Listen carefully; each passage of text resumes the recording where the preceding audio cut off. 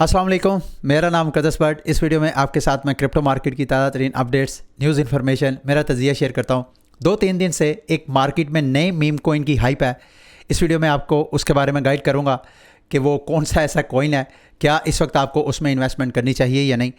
और मार्केट में एक फंडामेंटल डेवलपमेंट हुई है, उसका भी मार्केट में आइंदा आने वाले वक्तों में क्या इम्पैक्ट हो सकता है वो भी शेयर करके अपना तजिया आपके साथ शेयर करूँगा।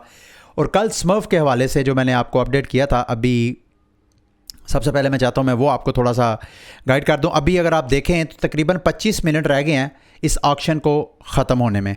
कल वीडियो बनाने के बाद मैंने 1 इथीरियम की बिड जो थी वो लगाई थी, और अभी तक जब वीडियो मैं रिकॉर्ड कर रहा हूँ गैस फीस 73 पे पहुँची हुई है। अच्छी खासी गैस फीस है, और मैं जो टॉप रैंकिंग में है टॉप 18 में आ रहा हूँ। मेरी ख्वाहिश है कि मैं टॉप 15 में आऊँ ताकि ये ऊपर वाला जो फ्यूजन है, रेडिएंट वर्जन, वो मुझे मिले। तो अभी मैं इसमें बिल्ड लगाऊंगा ताकि वीडियो बनाने के दौरान कहीं मिस ना हो जाए। तो ऑलरेडी मैंने 1 इथीरियम इसमें इन्वेस्ट किया हुआ था, तो अभी 2 इथीरियम मैंने और डिपॉजिट किए हैं। ये कंप्लीट समझ लें कि मेरा फर्स्ट एक्सपीरियंस होगा कि मैं किसी NFT प्रोजेक्ट में एट अ टाइम इतना बड़ा जो है वो रिस्क लूँ। विश मी अलग, बहुत कम गैस फीस लग रही है। आई वाज एक्सपेक्टिंग कि मुझे कोई $20-30 की गैस फीस लगेगी। बहरहाल जब तक ये बिड जो है वो प्लेस होती है 28 मिनट के बाद ये ऑक्शन जो है वो एंड हो जाएगी। और जितने मैं आपके साथ मैंने शेयर किया था, मेरे पास एक्सेस की भी ऐसी थी जिस पे मुझे 80% डिस्काउंट मिलना था।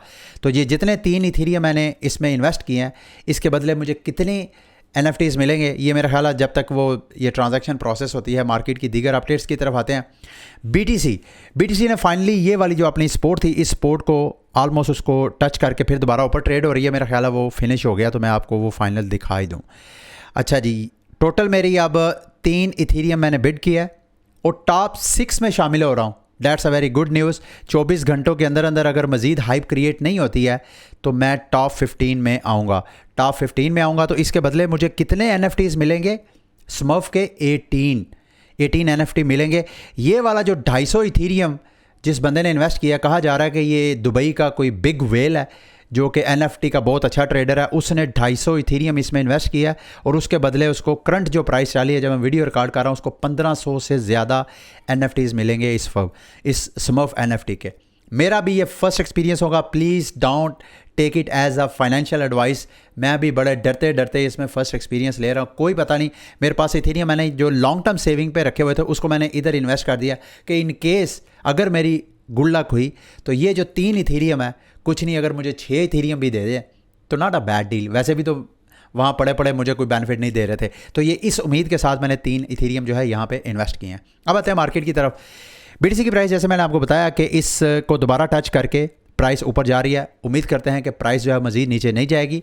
अब मेरा ख्याल है मार्केट थोड़ा सा इसी तरह कन्फ्यूजन का शिकार रहेगी, क्योंकि बड़ी जो मेजर अपडेट आज 20 अप्रैल है और 3 मई को FOMC की मीटिंग होनी है, जिसमें अमेरिका के जो इंटरेस्ट रेट के हवाले से डिसाइड होगा।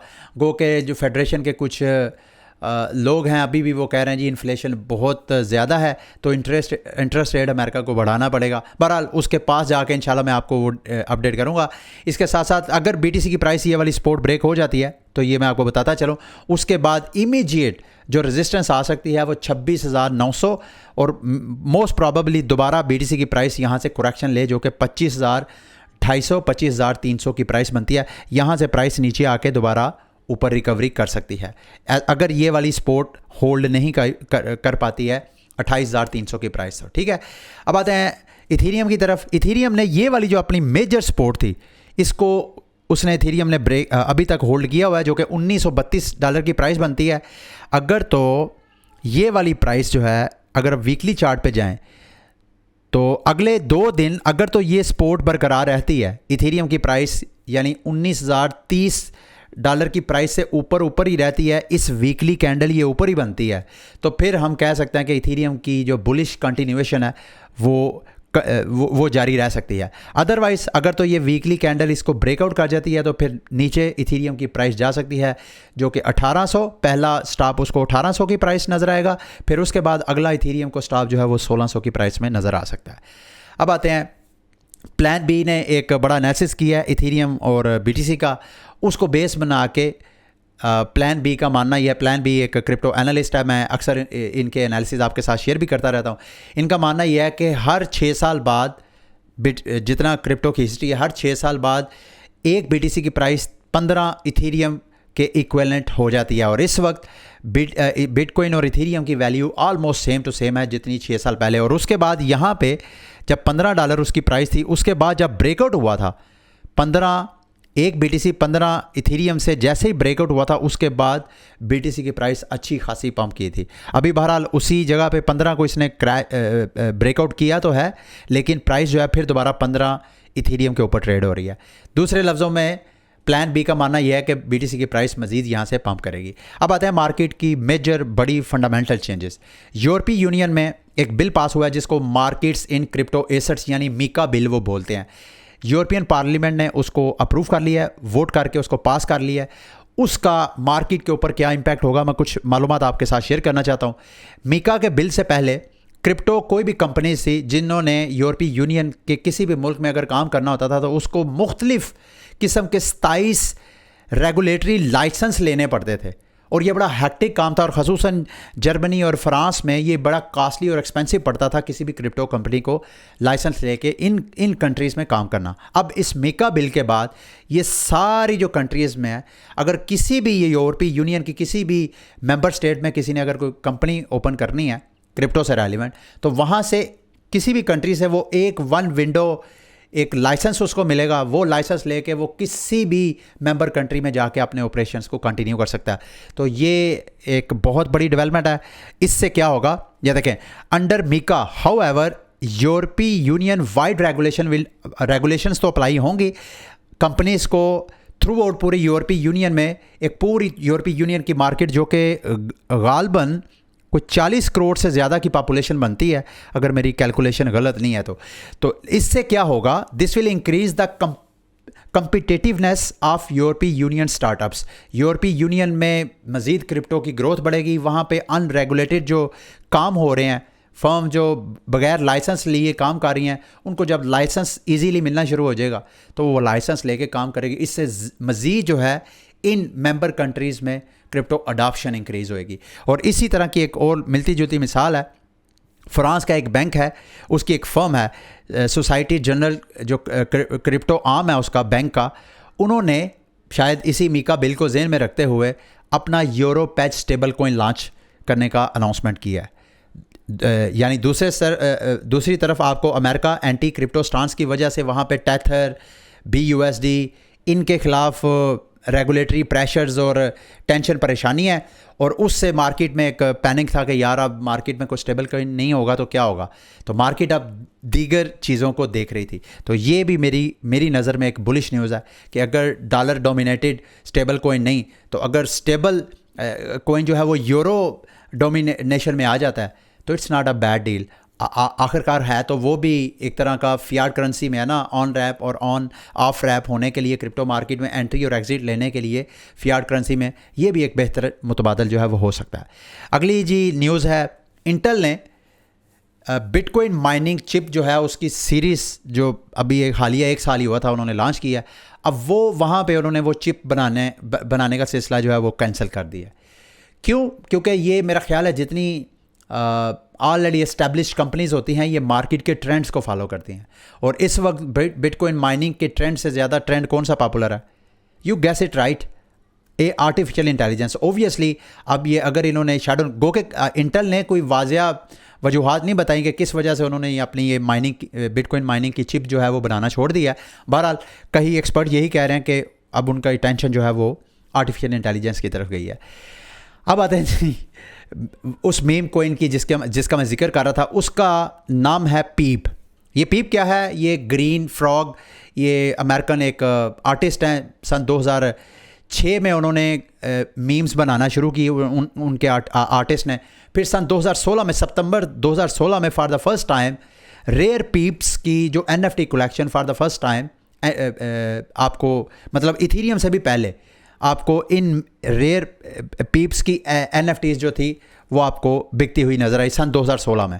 तो ये जो ग्रीन फ्रॉग है, आपको अक्सर सोशल मीडिया पे आप जब कभी देखते हैं तो आपको ये मीम्स वगैरह नज़र आती रहती हैं। अब यहाँ पे ग्रीन मीम जो है शू शू करता हुआ नज़र आ रहा है मार्केट के दीगर जो मीम कॉइन्स हैं। क्यों मैं आपके साथ एक ही सिर्फ एग्जांपल शेयर करता हूँ। ये एक इन्वेस्टर है जिसने 5 दिन पहले मीम $250 का मीम कॉइन बाय किया। ये मैं दोनों ट्रांजैक्शन आपको खोल के दिखाता हूँ। 5 दिन पहले कितनी इन्वेस्टमेंट की इस पीप कॉइन के ऊपर? $250। ये जी $197 का ये बाय किया और तकरीबन $50 का ये $250 की इन्वेस्टमेंट हुई। अब उसके इस वक्त अकाउंट में सेल उसने किया, कितना किया वो भी मैं आपके साथ शेयर करता हूँ।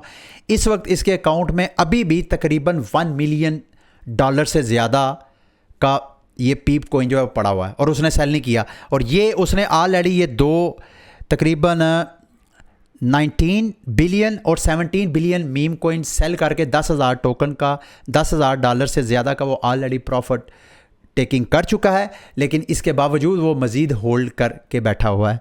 क्योंकि बल्कि मैं अगर मुझे आप इजाज़त दें इसको मैं सर्च करके आपको दिखाता हूँ।